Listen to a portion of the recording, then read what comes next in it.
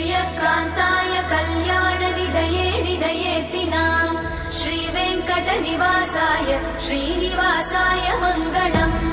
लक्ष्मी सविभ्रमालोकसुभ्रूविभ्रमचक्षुषे चक्षुषे सर्वलोकानां वेङ्कटेशाय मङ्गलम् श्रीवेङ्कटाद्रिशृङ्गाग्रमङ्गलाभरणाङ्गये मङ्गलानां निवासाय श्रीनिवासाय मङ्गलम् सर्वावयव सौन्दर्य सम्पदा सर्वचेतसां सदा सम्मोहनायास्तु वेङ्कटेशाय मङ्गलम् नित्याय निरवध्याय सत्यानन्दचिदात्मने सर्वान्तरात्मने श्रीमद् वेङ्कटेशाय मङ्गलम् स्वतः सर्वविदे सर्वशक्तये सर्वशेषिने सुलभाय सुशीलाय वेङ्कटेशाय मङ्गलम्।